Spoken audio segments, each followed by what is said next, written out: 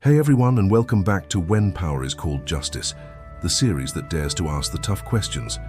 For 28 episodes now, we've walked through the heavy aftermath of global intervention, dissecting the deep wounds, the ethical missteps, and the grievous costs.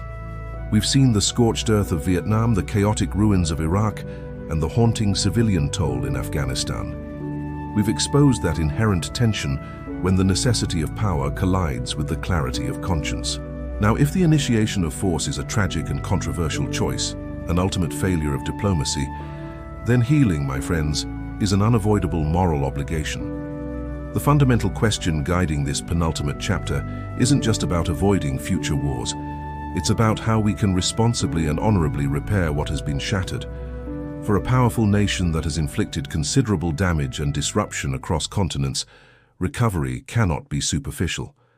It can't just be about economic aid. It must be a profound process of restoring human dignity through authentic dialogue, absolute transparency, and sustained commitment. This is the direct, moral antidote to the culture of secrecy and information distortion we've scrutinized. This is the moment to turn from indictment to instruction. This is the search for justice, not in punishment, but in true restoration. Now, a quick but firm interruption here. The truth is often obscured, and historical accountability is a costly endeavor. Our mission is to shine a light on the most challenging moral questions of our time. If you value this comprehensive, evidence-based analysis, please take a moment right now to subscribe to the channel and share this episode. Your commitment directly fuels our ability to produce this essential series and ensures the stories of accountability and repair continue to be told. Join the mission. Subscribe today. All right, let's dive into the core of it. The imperative of acknowledgement. Experts argue that the path to global healing must begin with a radical commitment to truth. The evidence is crystal clear. When a government fails to fully, publicly, and honestly acknowledge its moral failings, the intelligence manipulation, or the civilian damage its actions have caused, all subsequent attempts at foreign aid become superficial. As Professor Elena Vasquez, a specialist in restorative politics, starkly puts it, a band-aid applied to a gaping infected wound. Transparency, she emphasizes, is the absolute foundation of reconciliation. Without it, aid is merely a cynical exercise in public relations. This section is all about confronting our national memory, learning from global models of restorative justice, and addressing the deep-seated lack of internal clarity that plagued past conflicts. Our series has repeatedly highlighted instances where truth was compromised.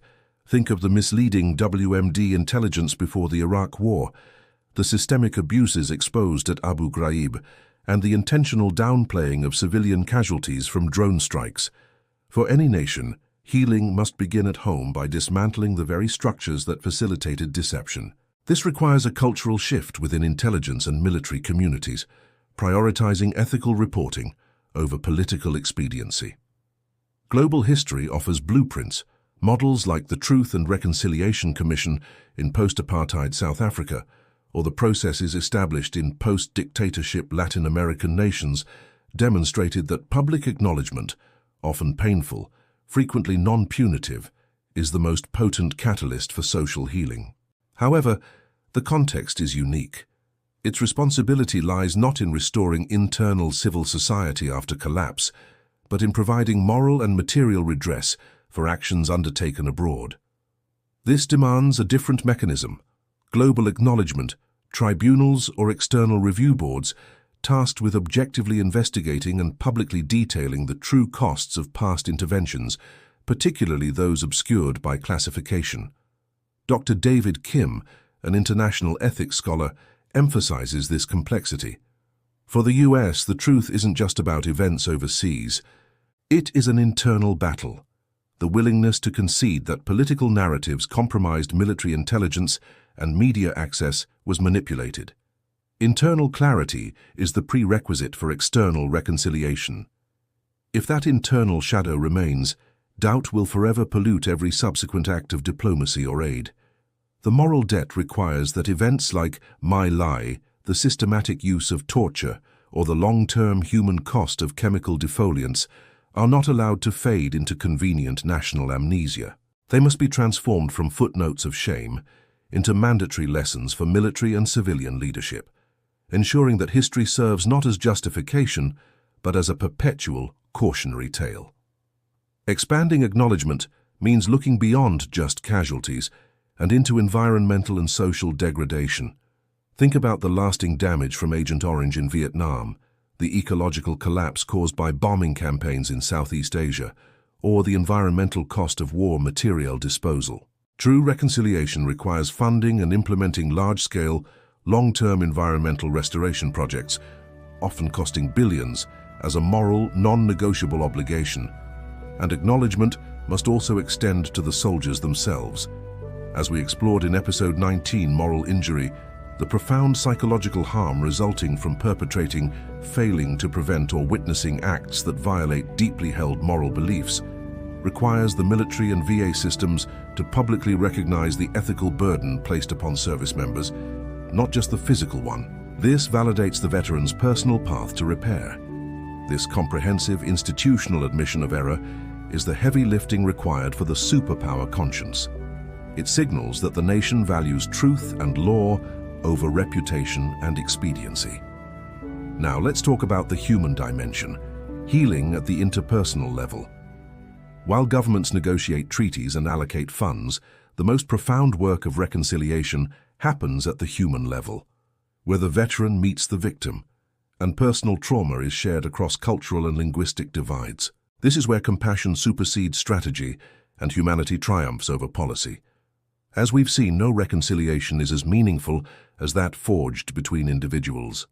A growing number of U.S. veterans, carrying the deep moral wounds of their service, have sought personal redemption by returning to the lands where they fought: Vietnam, Laos, Cambodia, and more recently, Iraq and Afghanistan, to engage in humanitarian projects.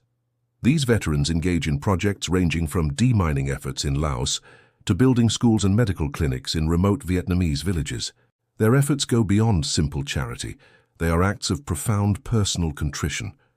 Mr. Michael, a Vietnam veteran who now dedicates his life to humanitarian work, encapsulates this journey.